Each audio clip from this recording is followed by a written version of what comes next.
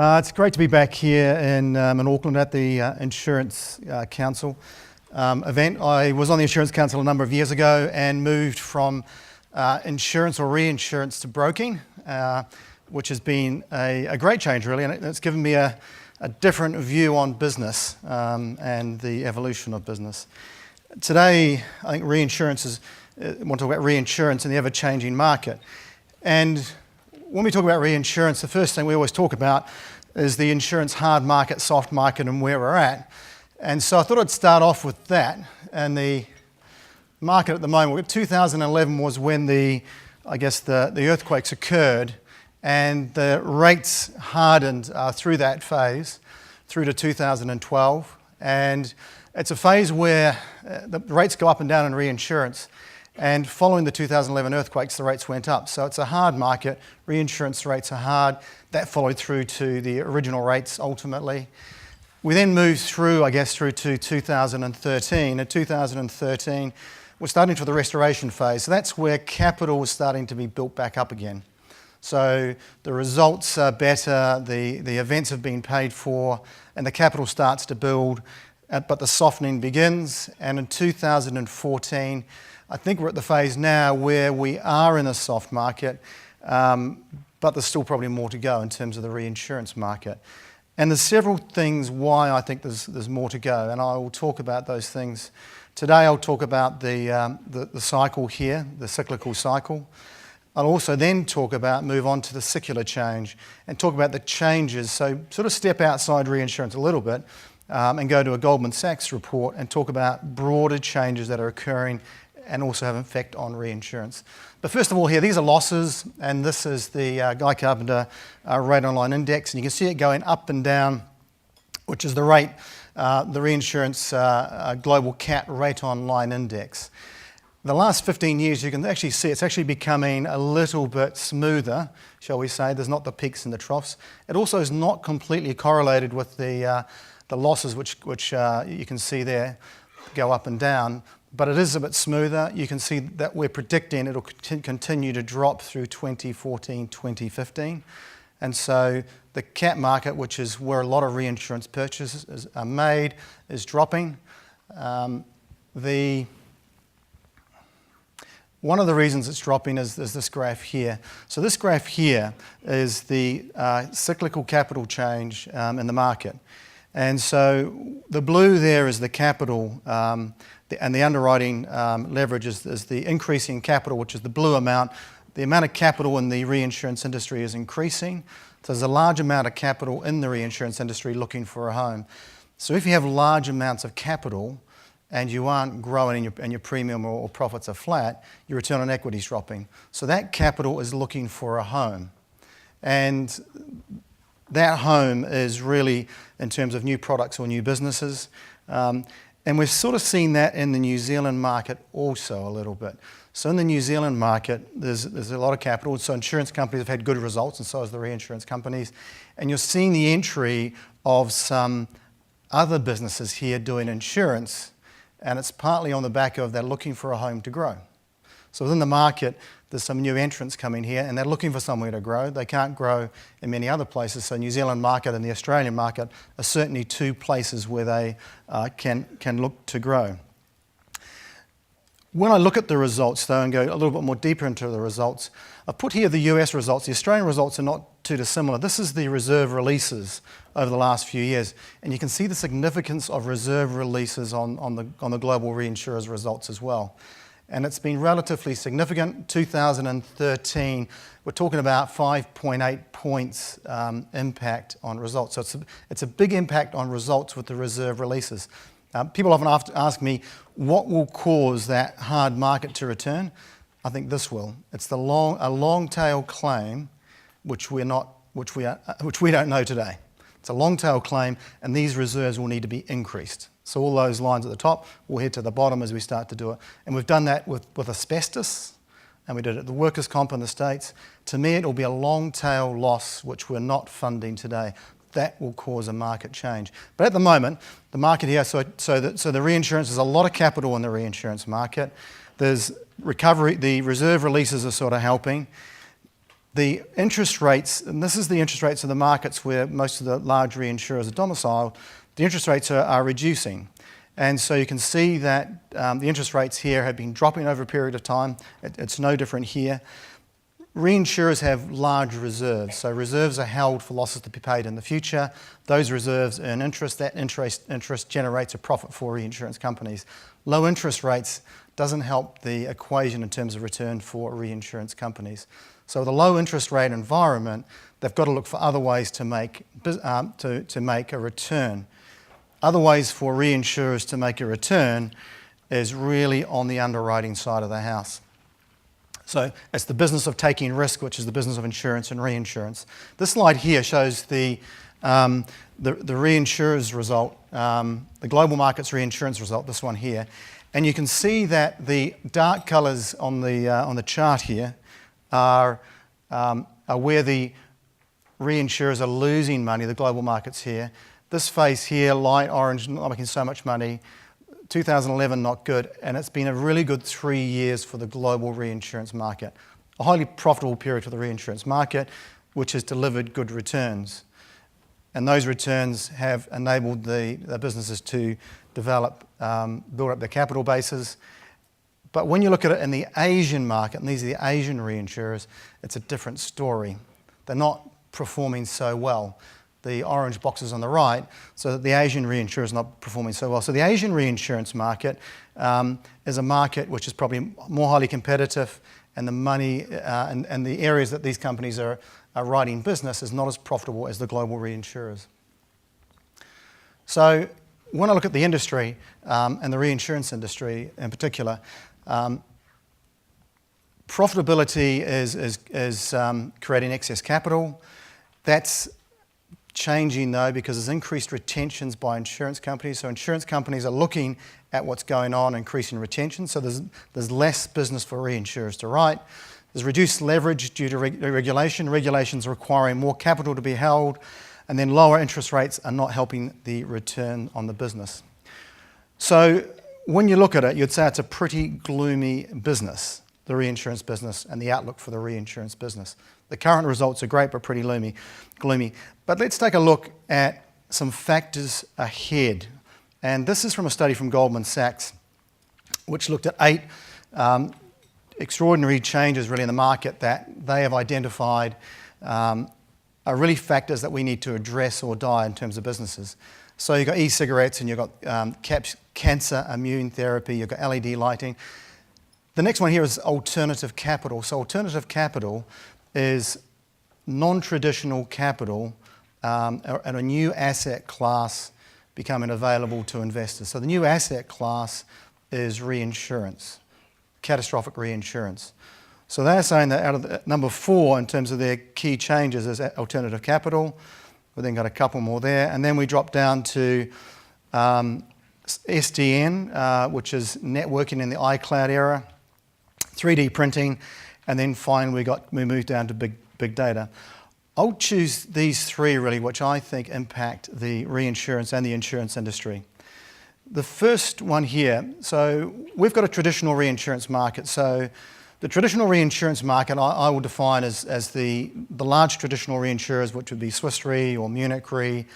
Within the market, large players, a strong balance sheet and a history of writing reinsurance and paying claims over a period of time. The non-traditional market, or we can call it the alternative market, is a new market which is basically supported by pension funds or third-party capital entering the market and taking reinsurance risk. And they're taking that reinsurance risk because in their world that they're sitting in, they're getting lower returns from their investment portfolios.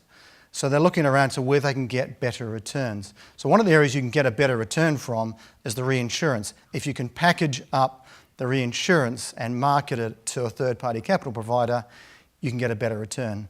And we call this cat bonds. We issue a cat bond. So a cat bond is a bunch of risk which we market to a third-party capital market. A number of investors will come along. The price on it will be depending upon where it sits in the risk. It may be 5%, it may be 10% return. If the cat event happens, they lose all their money. If it doesn't happen, they generate the return on it, and they renew it, and there's certain triggers that trigger this. So it's a vehicle to encourage the capital market to enter the reinsurance market. And in their world, their returns are low, so this is a viable way to enter and get a return and take a risk. And during the global financial crisis, this was an uncorrelated class of business. So as the global financial crisis occurred and everything else, share prices dropped and their returns dropped, the same thing didn't happen with the risk market. So the same thing didn't happen with the reinsurance market. The rates were the same, the rates were flat.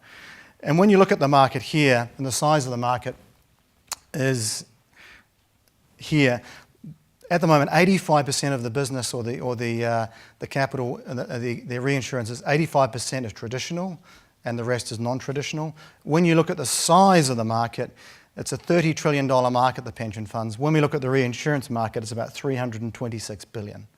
So a fraction of the pension fund market coming into the reinsurance cap market makes a huge difference.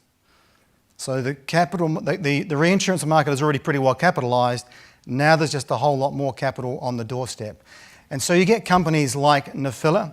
Nephila is a company it started life as a new capital market and has turned into a fully capitalized company. So it's a $10 billion company now. And so that takes risk. But it looks at risk differently. Traditional reinsurers look at industry averages for classes or lines of business that are performing well and the industry results. So it looks across a line or a class of business and will go into that line or class of business. It won't necessarily write one deal or another. So Berkshire Hathaway is another what I would call a non-traditional reinsurer that started life. Berkshire Hathaway is a conglomerate and it's got a reinsurance operation. It started life out writing high hazard cat business and has moved really the full circle almost when we look at today. But for this example here, it wrote high hazard cat business, and that's done so very profitably. So when the Thai earthquakes or Thai floods occurred, the market disappeared and Berkshire Hathaway arrived and wrote the Thai flood business. The Thai flood business now, the rates are reducing, Berkshire Hathaway disappears, and the traditional markets come back. So it's a business which is very small in number. You know, if I look at Phil here at Swiss or Munich Re, the number of staff that the big reinsurers have is enormous compared to the likes of a Berkshire Hathaway.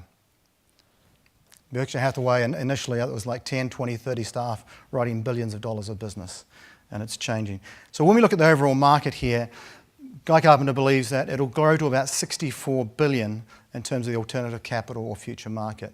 So then we believe the market will continue to grow and the other forms of capital will continue to enter. So part of this move is putting more and more pressure on the reinsurance market. So if you're a reinsurer, you would start to think, if this capital market's coming in, what does it mean for me? So if the capital market comes in, is it going to reduce the rates, less income, less profit, less return on equity? So you've got to think about your business and what your business is doing. And all of us in the room think about our businesses and what they're doing.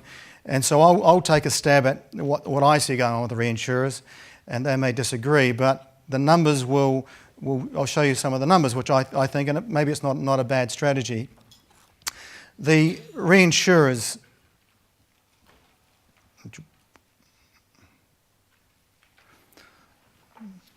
so you can read these up here really. So the reinsurers are looking at the retention, looking at the consolidation, looking at the different capital. They know they need to grow. They're looking at how they can grow their returns. So one of the areas that they're looking at is insurance. So these are the 2007 share of the gross written premium for some of the large reinsurers. I've only got 3 up here. There's really no difference to most of the reinsurers. And you can see that the insurance business is a growing business. The insurance business is growing business. So we all know that. We know that the insurance business is a growing business. In many of these companies, it's a separate business. Separate or not, it's a growing business. And you would say that would continue to grow. And today, you know, when you look at this and you think about the next slide I got up here, the intermediary power and what's going on in the intermediary space, there's lots going on here too. So the intermediaries are asking themselves the question, what is our business and how are we going to grow our business? Is there a better way of doing it? There's consolidation going on in the intermediary business. The two large brokers really are becoming larger. In the New Zealand market, the small brokers and medium-sized brokers are disappearing or have disappeared over the last few years. So there's been a real consolidation in that space. An interesting thing today, I talked about reinsurers becoming insurers. Insurers becoming reinsurers. So insurers are setting up their own internal reinsurance businesses and retaining more business. And then brokers are becoming insurance companies. So Steadfast Personal Lines set up today. So Steadfast, a broker, is setting up an insurance company backed by Berkshire Hathaway. Amazing. It's just amazing how you're going to the non-traditional markets. Berkshire started itself as a non-traditional reinsurer, and now it's all the way into writing insurance within the market here. So it's incredible when you talk about the movement and how quickly it's occurring. That is only a 10-year, or that move is really less than 5 or 10 years, going all the way from a brand new market to writing insurance. An intermediary writing insurance, that's something very, very different as well, and something I wouldn't have expected to occur in this market. What's driving a lot of this change? Well, I think the change going forward will be the second point they talked about, which is the technology change and the ability to harness that technology. So the keys, I think, really for this will be the largest reinsurer in the world, or one of the largest reinsurers in the world, is the Burlington Northern Railroad. It's a railway company. It's using the Burlington Northern Railway balance sheet to write reinsurance risks to generate a return. It's just fascinating. So it's Munich Re, Swiss Re, Gen Re, all big reinsurance company. Burlington Northern is a huge reinsurance company. It's taking reinsurance risk on it. Personal lines business, we all know that there's the talk about will Google become the insurance company of the future? What will insurance companies do? It was 8 years ago, or 9 years ago when I was living in the UK that I brought my gas from British Gas, and they sold me an insurance policy which covered the trade as well. That was 8 years ago. So I brought if I had any problems with gas, the tradie coming to fix it all up was covered as well. So insurance companies, where do insurance companies grow? Where do reinsurance companies grow? And what do brokers do? I think technology and the ability to understand that technology is changing by the day. And you can see it in many ways that technology will help retain customers, find customers and retain customers. And the cycle really, it's that data-driven decision-making in each of our companies, which we're going to have to look at very carefully. The one example I've got here is the RMS. So RMS is a cat modelling company, and RMS has, to me, in many ways, moved to become a cloud-based technology. So the RMS was a cat modelling development company. They're a platform now where you can put your model on and access it. So put a number of models on. So it's moving towards a cloud-based technology rather than a model development company. They'll still do that, but it's a change in the way they're doing their business. So they're looking at it and looking at the future of the business and seeing where it's going and seeing that the platform, it's people's access to the platform and the models which are key. What brings a lot of this together to me is the enterprise risk management, which is the last point in the Goldman Sachs key drivers. So many companies are on the journey, and it certainly helps to improve and understand our business. And I've got a quote here from ACE, which you can read, but many CEOs would say similar things, and it highlights the importance of capital stewardship on the delivery of returns to shareholders. And many other companies here I know are well down the road with ERM. This here highlights it's an illustration of AIG share price to ACE share price over 2007 to 2014. It's one example, and it just shows that ACE, which has embraced ERM, has really delivered returns. But really, I'll wrap this up here, is the pace of change in the industry is continuing to accelerate. The key differentiator is their ability to understand the clients and use the data not just as information, and to use the knowledge. I think there's 4 ways that it can be done, and this chart here illustrates it. So there's data. First of all, we had data. We collected data typically for regulatory use, and we use that data to provide to our shareholders. The next step really is the information and getting patterns on that information. So gathering the information, and I think that's where a lot of us are at the moment. So we're getting the information, we're looking for patterns with that information. We can create, so if I use it in the example of losses, if we collect enough loss information, we can collect loss curves and create a technical rate for our individual risk pricing. The next phase to me is the knowledge. So that transforms the pricing into the marketplace. So it's the knowledge of taking that data and understanding it within the marketplace. And the final stage is the wisdom of it. And that's using effective ERM or portfolio optimization tools within your portfolio.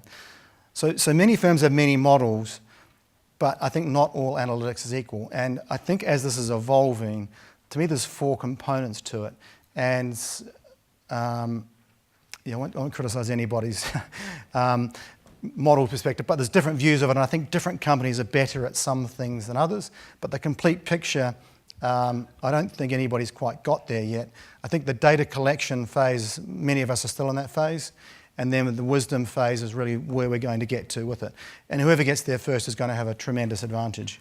And I highlight this really with a simple example here is the CAT modelling. So APRA in Australia is very keen about CAT modelling and understanding what CAT modelling is. And the question they say is if you come up with a 1 in 1,000 year return period and you have a PML of $1 billion, what does that mean?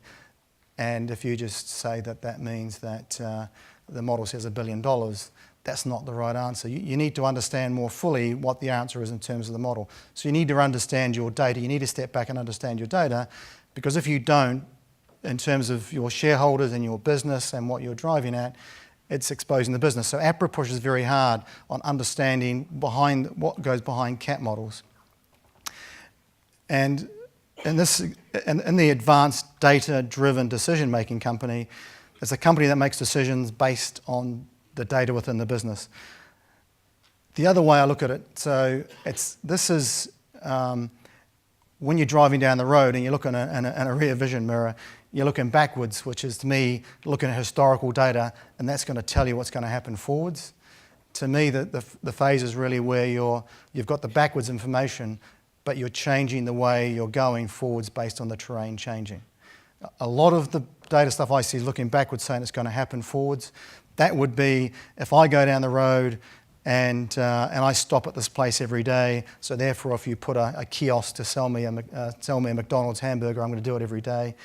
Things change, and if you invested all your business and your business skills and your risk in setting up that McDonald's at that spot, it may or may not be the right thing, because the business environment that we're going into is changing.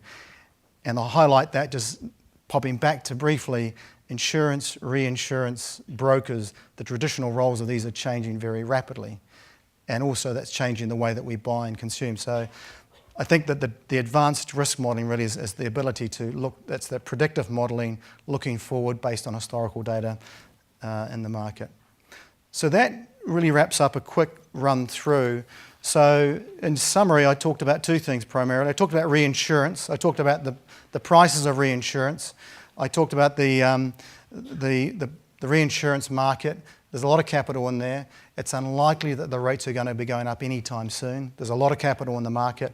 And if anything, the reinsurance products will get probably broader. The rates may drop a little bit. Then we talked about the secular change, and I talked about that really in relation to alternative capital. Alternative capital putting pressure on the reinsurance market. Talked about the reinsurers and where they're going. Reinsurers looking at insurance companies looking more broadly at their delivery, and then brokers looking at their delivery as well. And then the data-driven decision-making. Data-driven decision-making really leading into enterprise risks and its ability to outperform and differentiate your companies. So if you've got any questions, I think I've got 5 minutes perhaps. Thank you, Tony. Lots of energy in your presentation, which suggests actually that the fun piece of the pie on your first slide is actually a bit bigger than you showed on the screen. I might also take issue with the fact that who controls the customer wins. I think who wins the customer wins, and it's a heart and mind. My question really is just around alternative capital. You mentioned that some alternative capital will exit markets as return softens. And I suppose, what kind of advice would you give to New Zealand insurers' CEOs considering utilising it and weighing it up with more traditional reinsurance offerings? Yeah, to me it's traditional reinsurance is tested and proven, and it's tried, and it's been in the market for a number of years. So the benefits of traditional is you know where you are. It's a reinsurance which is a contract between you and your reinsurer, based on a period of time, and claims occur, and the reinsurer will pay those claims, sometimes which they don't have to, based on the relationship and the ongoing relationship within that activity. Dealing with a capital market, it's binary. Okay, so there's a capital and there's a contract. So it's moving towards a more binary, that the triggers set are quite clear. If there's a Macquarie 7 earthquake that occurs, we will pay you $100 million. If it's a 6.9, you get nothing. So I think the difference really is it's understanding what you're buying and why you're buying it. The capital markets, I think their product will become a little more usable going forward. But really it's a contract, it's a financial contract. So there's a variation between the products. I think the products are both excellent products. I think they're very supportive. You have reinsurers who are buying capital markets products, and you have capital market products which are becoming more and more like reinsurance. But my differentiation really is it's a binary. The contract with the capital markets typically very clear, and there's if it occurs, it pays. If it doesn't, with the traditional reinsurance, there's an area where the traditional reinsurer may work with you to be able to settle some of the claims. So there is a difference, and I think when it comes to claim settlement.